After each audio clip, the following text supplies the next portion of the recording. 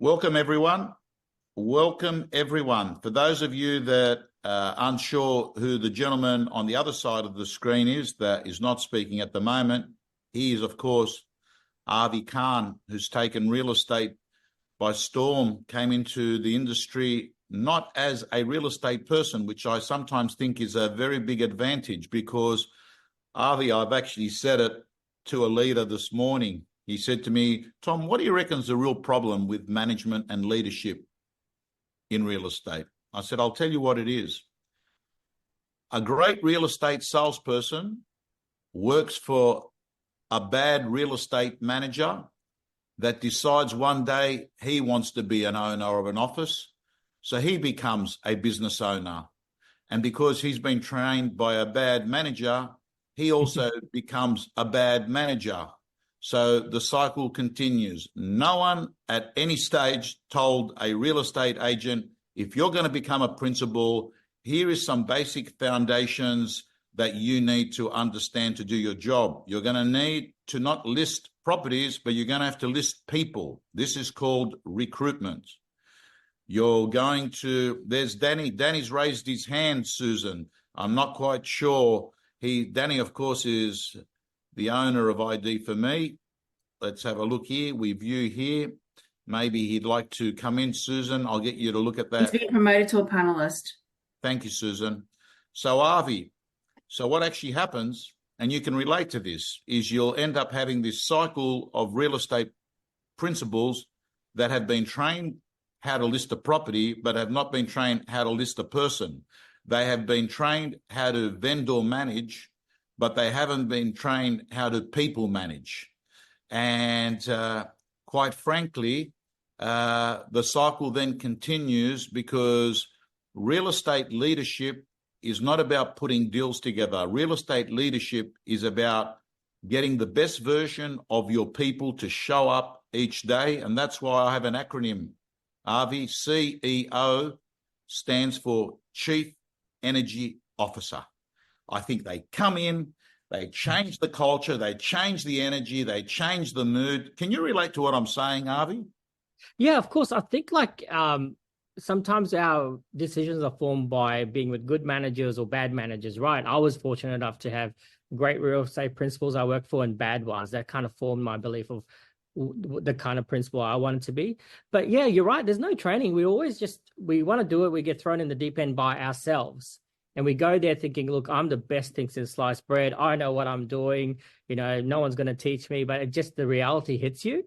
It hits you really hard that you're not equipped to be an owner. You're not equipped to be a principal. You're not equipped to be a motivator. And it's tough. It's tough out there. I read a book from Steve Ball saying, when you become a leader, you're on the bus at the front and no one wants to sit next to you.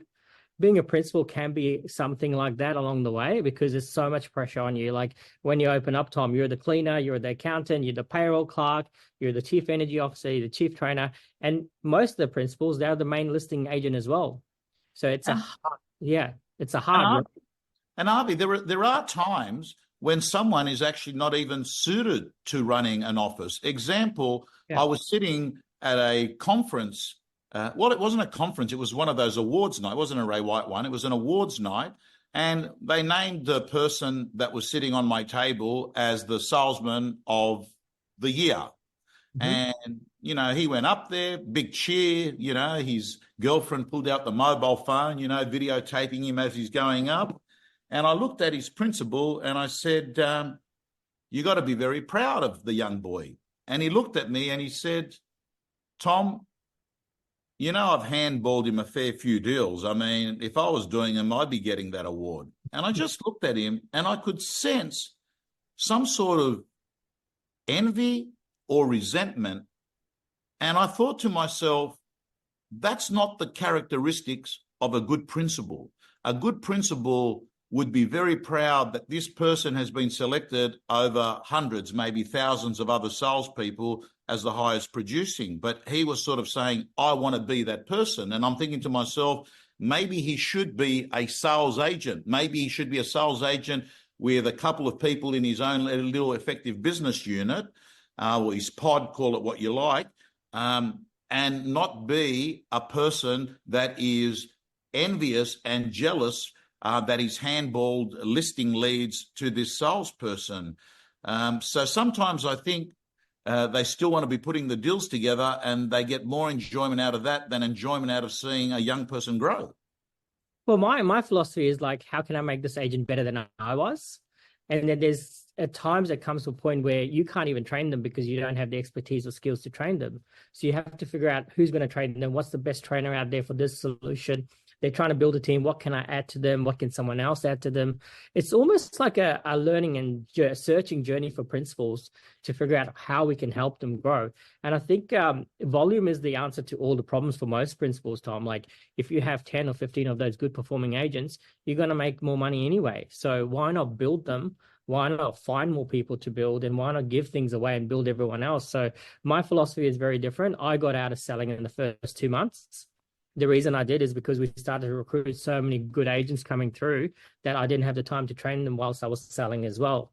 So I'm like, this is where I'm going to put my efforts in. And look, Tom, there's some months that some agents make more than me. That's fine. That's it. It actually makes me happy because they know that there's a journey inside Avi's office, that when they come in, there's a role for them in the office, there's a training program, and they're going to get everything to them as well. Any leads that come through go straight to the agents. And that's why they stay, and that's why they grow. So I think looking at the way that, oh, someone's making more money than me, it's totally the wrong way to look at it. Yeah. So Avi, you as a leader, for some reason, you got labeled very early as being a tech type person. And maybe, I mean, I remember talking to you and listening to you speak at the REB Innovations Conference, right? Technology is a big part of you, but then you spoke to me afterwards and you said, you know, Tom, the truth is I love tech and I use technology to enable us to do more deals more effectively, more efficiently, but I also understand the model for success is high tech, but it's also high touch. And that technology is not there to substitute you, but to actually extend, give you extra arms, complement you is probably the best word to say. That's your view, isn't it? I think, Tom, when we look at it, the fundamentals of real estate has not changed. In fact, COVID has taught us that the fundamentals of real estate are more important than ever. The best thing you can do for yourself and your agency and for your client is to get belly to belly, which is get in front of them. If you can't, say investors, you'd be on the phone. So people that get belly to belly, people that get in front of their clients are more likely to build relationships. So we have to look at tech in a different point of view, saying, hey, we need to use tech that's an enabler for those relationships rather than a disabler for those relationships. People just rely on text and tech and everything else. They're the ones that are failing in the industry. They're the ones going through the listing presentation. There's 4 or 5 people coming in. Why don't go uncontested? The relationships that you form will lead you to get uncontested listing presentations. So we look at tech. We're very big on tech. That's why people say, oh, this is a very tech innovative company. But we're bigger on traditional methods of real estate, which is face-to-face, which is make calls. My agents don't present offers via DocuSign. If they're 1 hour away, the client, they go and drive there. So that's the kind of philosophy that we have. The fundamentals of real estate more important than ever before.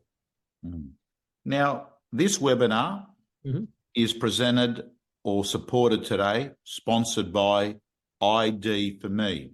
ID for Me is a company that a lot of people are aware of now because between me and I know there's another few trainers and thought leaders and various people that are related services in the industry have been talking about the value of ID for Me.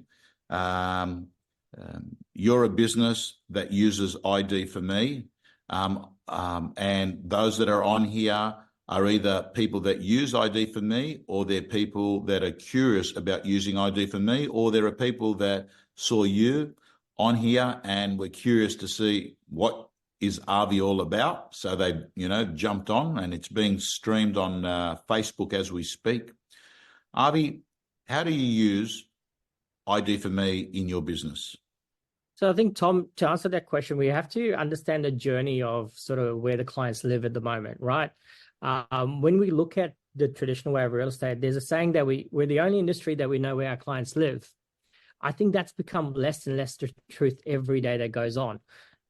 Because at the moment when you look at our sales, like 50 to 60% of them are investors.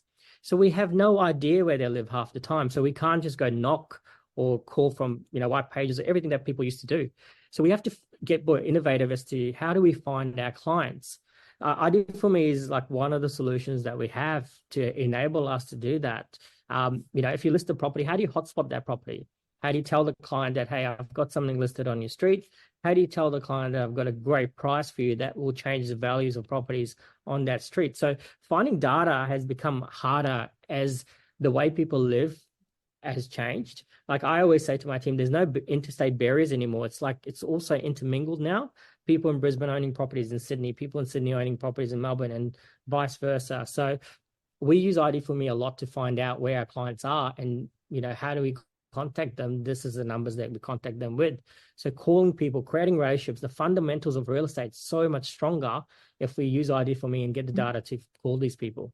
In case people are asking what hotspotting is, can you please let us know what hotspotting is, and can you also explain how you use it in hotspotting?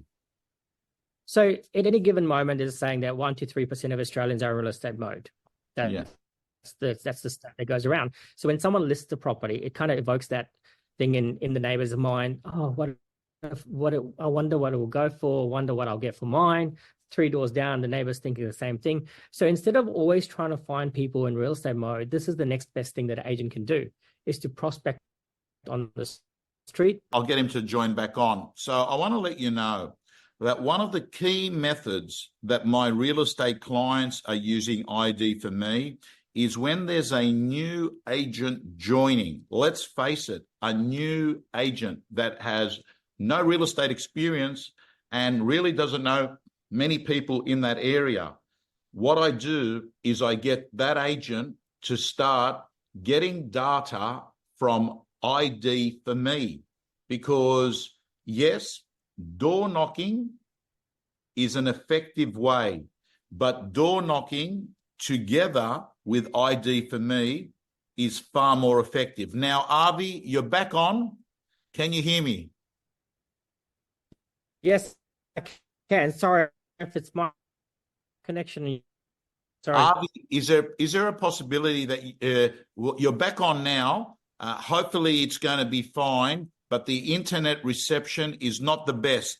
Where we left it, Avi, was we were talking about hotspotting, and we've missed a lot of that conversation about hotspotting. And can you just repeat what you were saying? Sorry, can you hear me back now, Tom? I'm good. I can hear you back now. Yes. Sure. So what I was saying, hotspotting is, so at any given moment, 1 to 3% of us are in real mode. When there's a signboard on, there's a for sale sign, sold board, that's when the neighbors start to realize what market is, what's my property worth, what is this property going to get. This is the moment that you want to be talking to the neighbors of the property. This is the moment where you want to be talking to the street. So this is when the neighbors are really heightened in the state. So for us, that's when to the neighbors, and to have the data to do so, we need to use ID for me. Door knocking sometimes work because sometimes they're not home, sometimes they're working, sometimes they're investors. So this is where we go to ID for me, saying, hey, can I get the details for the street? What are the numbers for the 60 people on the street? Then my team and go call them saying, hey, I've got a property listed on the street. Wanted to invite you to the VIP open home this Thursday. See how your home compares to this home that's on the market at the moment. If they don't want to come through, do you mind if I keep in touch with you, let you know throughout the end of the campaign what this property sells for and how it's changed values on the street? So simple things like that works a treat when you've got the data from ID for me. Now, can I ask you, new agents, you've told me you've been having a lot of success with new agents. When I say new agents, they're totally new, not just new to your office, new to real estate. Am I right there? That's right, Tom. Yes, we've hired a lot of new agents the last 12 to 18 months. Okay. Explain to me how you use ID for me with a new agent. So when a new agent comes through, there's a few things they have to do. They want to build profile in the marketplace. But at the same time, we want them talking to all the homeowners in the marketplace as well. Building the profile is something that the office takes care of them for them, but calling people is something that we want our agents to do. So we don't want agents just to sit there and wait for the phones to ring, because that's death, right? Smells of death. We don't want that. So what we do is we try to get them data for the whole suburb. So here's all the suburb data. What we want you to do, at least make 50 to 60 calls a day to that suburb and introduce yourself to the homeowners, tell them what's going on, offer them a free market update, tell them you're on the street. We speak to them about 4 or 5 sales that they should be talking about, telling them how it's changed values of homes on the marketplace. So getting the data from ID for me is crucial for us, enable us agents to do that, because that's, again, building relationships with our agents and the marketplace. That's what we're trying to do all the time with our new agents. I think the new agents coming through, the wave of agents at the moment everywhere in the industry, it's all about social media, Tom. Everyone's just trying to get on socials, post things, but that doesn't win your clients. You need clients at the start to find you on social media. That's what you do. You have to call them. You have to introduce yourself and tell them, what are we selling in the area? So that's been a crucial policy of ours, is like, can we get the data to them straight away? Can we get them calling straight away? Okay. Geez, you communicate that so eloquently. I mean, technology and social media and videos, they all help in the game of attention, but no decision is ever made unless a human being gets involved and answers and solves a problem one-on-one, encourages, nudges someone. We all suffer from procrastination. That's what sales is, right? And the biggest challenge I've always had, Avi, with new people in real estate is after they've extended their 100 or 200 circle of friends, family, and relatives in a new area, that's where it sort of stops. It's not enough. And a lot of people don't have 200 friends or family in an area. They might be working in an area that they weren't brought up in or lived at any stage in their life. And that's where, having a data set is useful. And I can tell you also, Avi, that, and I know that you've told me off air, that you're using various AI programs such as Rita, Nurture Cloud, in combination with ID for Me. Tell me more about that. And I'm interested, you got both of them on. You got both Rita and Nurture Cloud, because you are a Ray White business. Yeah, so we call them like habit forming software. I think that's that a lot of people call it, but we've sort of encompassed that in our team. It's actually one of the things it's doing. It's actually encouraging our team to call by recommending people that we think will list in the future. So we look at, are they active on our databases? Are they active on REA, domain? So we recommend 10, 20 people a day for our team to call. Now, what that enables our team to do is have better conversations with our database. So the conversations, Tom, are no longer just cold conversations. They're warm-up conversations, because we're talking about relevant sales in the marketplace. We're talking about the properties they've looked at, they've gone and open homes and things like that. So the data set really helps us, because it gives us data of the suburbs, and then we can identify who we actually need to call and who's relevant, as long as we get their permission, who's relevant in our databases and who's about to list. So Nurture Cloud is very good for us in that regard. And our team are starting to call more and more every day. And like I said at the start, it's the relationships that you can form by having that data and feeding into your CRM and calling people every day. Now, Rita does the same things for us. It recommends a different set of people that are looking to list, and it also texts people on the behalf of the agents as well. So we've got the text messages going, we've got the phone calls going, and we teach our agents what to say. So the important thing is, Tom, like most people will call the marketplace and say, hey, the market's great. Look at the market. This is what the market's doing. People don't generally want to know that, Tom. They want to know why the market's great with you. So that's the differentiation that we have. We tell our clients why the market's doing better with us. And the tech helps us do that. Yeah. Avi, I love that term, habit-forming software. Habit-forming software, because I think it's best described. I have a look at, even wearing, watches or the Fitbits. These things there, these devices are there to help you become compliant in an activity, right? If you think about it. by making that activity more enjoyable, gamifying it, by making it more accessible, whatever it is. And all I can say, those that are watching, and by the way, Susan, if you are in the background, if you can please put both in the Facebook comment section and also on Zoom in the chat, the URL for people to go to ID for me, because I can tell you, thank you, Susan, it's up there in the chat box. I can tell you that it's the 100 or whatever it is, 120 bucks, 30 bucks, I can't even remember. You'll get that paid within a minute if you actually ring the right person. And I can tell you that powerful lists equal powerful results. And Avi, I have found my time as a consultant, as a coach, as an educator with prospecting, I often find if you can just simply overcome the issue of who to call, you're sort of in the game, because a lot of agents get this, what is called paralysis by over-analysis, where they're sitting there and they just don't know who to call.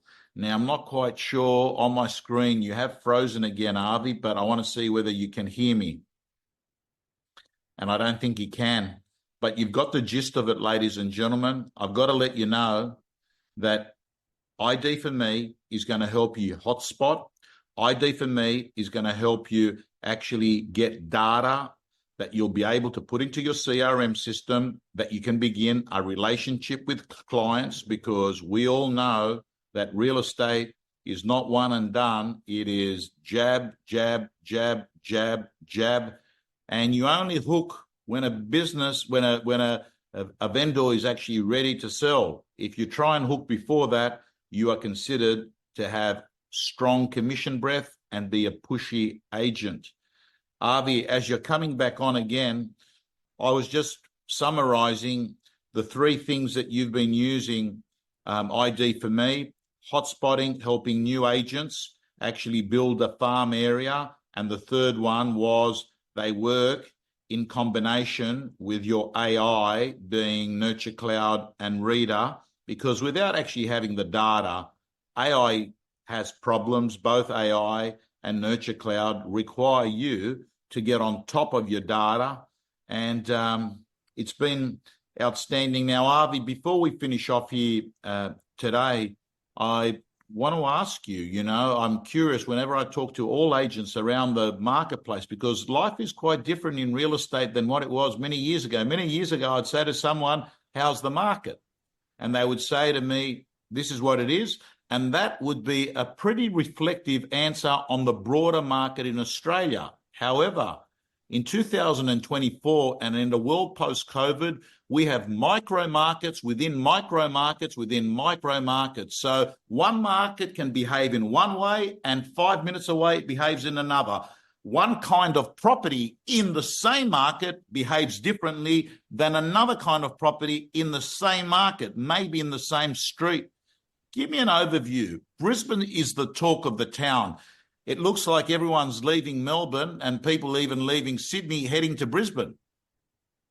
I think one of the stats that's been thrown around, Tom, to answer your question, and I'll get there, is a third of the people buying properties in Queensland don't even have a mortgage. Now, let's think about it. A third of the people are buying properties for cash. So the reason that's happening, you talk about micro markets, one of the ideal price points to buy in Brisbane is between 600,000 to 1.2. This is where majority of the buyers are buying. And these are the people escaping Sydney, escaping Melbourne, both as owner-occupiers and investors. So the market's actually humming. So we were having a chat today about interest rates. Interest rates hasn't made an impact to Brisbane's market in the last 18 months. Like, I don't even look at it, Tom, like there's someone posted on social media now. It's no one cares, because people are still buying. People are unlocking their equity in Sydney and Melbourne and escaping to Brisbane. So our markets are booming at the moment, and that's because we've got investors, we've got homeowners, we've got owner-occupiers who are first owner-occupiers, like 21 to 25-year-old, funded by mum and dad, and we've got people rent vesting as well. We call it like a perfect storm of buyers at the moment. Every angle you can think of, everyone's coming into this marketplace between the 600 to 1.2. So if you're investing, it's a great time to invest in Brisbane. And it's a relatively easy market to get in, Tom, as opposed to Sydney or Melbourne. Yeah. Now, I just want to ask you very, very briefly, Avi, your best real estate agents. I want to ask you. So, Rosie, I might get you to just come off, and you're going to come on in a few moments if I can get you to come off. Thanks a lot, Rosie, or Susan can handle that for you. Can I ask you, Avi, your best give me your top, don't give me their names. Sure. Top 3 real estate agents. What are their qualities that make them so good? Is there any that are common amongst all 3? They don't put the phone down. Them Yeah. or their team members. They have the ability to have tough conversations with their sellers, Yes. and they're not 9 to 5 people. Geez, I love With that. no offense to anyone. Okay. They're not 9 to 5 people. They work around the clock. They might start at 11 p.m., but they'll go 11 a.m., but they'll go to 11 p.m. That's the core characteristics of great agents at the moment in my business. Okay, I'm going to repeat that, everyone, because I know that nearly everyone's here. Well, everyone here is an agent, and everyone on Facebook's probably an agent. Let me go through what Avi has just said. How many staff you got in your business there? 142 at the moment. 142. What did Avi just say? Avi said the 3 qualities are, number 1, they've got the phone glued to their ear, number 1. Number 2, when the owner's house is getting feedback at 900 and the owner wants to get 1,100,000, they don't sit there and say, it's fine, you'll get it. They actually sit there and they say, this is the reality. I might hurt you with the truth, but I'm not going to comfort you with a lie. My job is to tell you the damn truth, whether you like it or not. And of course, Avi, that's a lot easier to say if you haven't been bullshitting yourself at the listing presentation, because if you have, you're not going to feel comfortable looking them in the eye, because no person wants to be a contradiction in life. And then the third quality that you said, which is a very obvious one, it's one that people don't realize is probably the biggest competitive advantage that you can have in your first 2 years in real estate, is you don't even have to be good. You've just got to be there. You have to be more there than the other people. You've got to be more there. Why? Because if you get in early, if you work hard and you stay later, you will actually have that make up for your deficiencies in skill. And as time goes by, as you get better, you can be less there because you're more good, right? But the best ones, Avi, they're good and they're there. That's exactly right. And they're willing to learn, Tom. They're willing to learn, adapt, change.